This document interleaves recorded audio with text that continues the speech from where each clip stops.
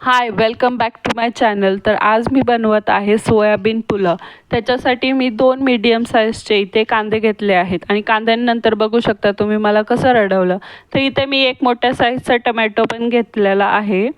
Tomato चांगला cut करून घेतल्यानंतर मी इथे बासमती राईस, 1 वाटी हिरवा वाटाणा, कांदा, टमॅटो, आलं लसूणची पेस्ट, सोया चंक्स आणि मिरची पावडर आणि कस्तुरी मेथी घेतलेले आहेत. पातेल्यामध्ये इथे मी 3 चमचे मोठे तेल टाकलेले आहेत आणि त्यासोबतच तुम्ही तुपाचं पण यूज करू शकता ह्याच्यामध्ये. तर इथे मी जिरी मोहरी टाकलेली आहे आणि कढीपत्ता, जी इंडियन्सची जान आहे जेवणात प्रत्येक.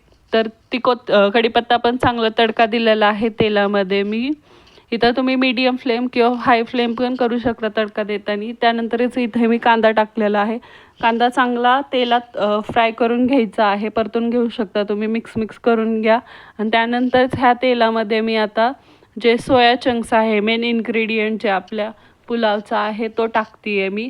तुम्ही इथे जे सोया चंक्स आहेत ते तुम्ही एकतर पाण्यामध्ये भिजवू सुद्धा ठेवू शकता किंवा असं तेलामध्ये सुद्धा टाकू शकता. त्यानंतर इथे मी आलं लसूणची रेडीमेड पेस्ट टाकत आहे. तुम्ही इथे घरी पण बनवू शकता किंवा रेडीमेड पण आणू शकता. मी रेडीमेड आणली आहे आज. मोस्टली तर मी घरीच बनवते, पण मी आज रेडीमेडवाली यूज करत आहे.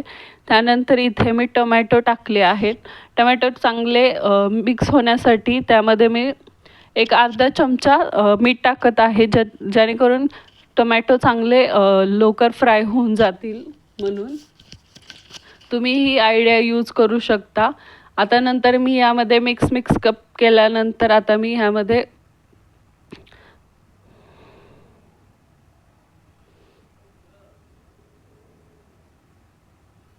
तर यामध्ये नंतर मी टाकलेला आहे हळद, मीठ आणि धनिया पावडर.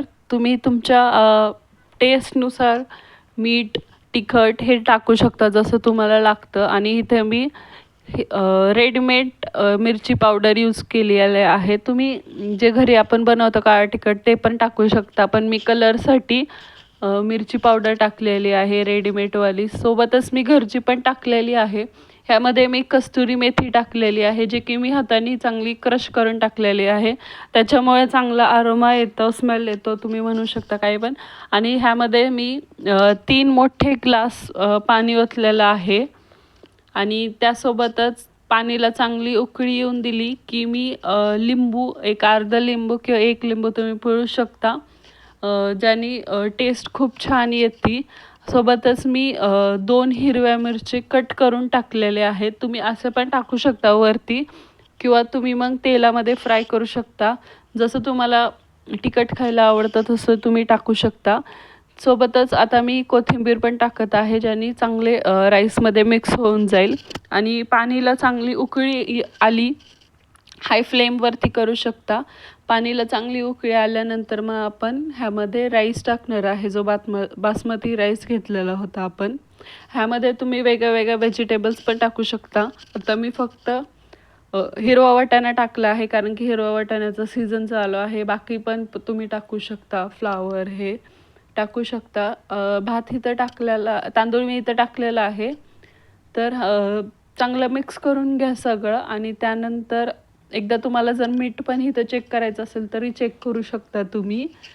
पाणीला चांगली उकळी आली आहे, नंतर मग मी एक 15-20 मिनटं चांगले वाफवून दिलं मीडियम फ्लेमवर आणि नंतर तुम्ही बघू शकता किती छान शिजला होता भात आणि वाफ पण किती छान आणि कलर पण खूप छान दिसत होता. कॅमेरामध्ये एवढा चांगला कलर कॅच नाही झाला, पण खूप छान झाला होता. भेटूया आपण नेक्स्ट व्हिडिओमध्ये. बाय.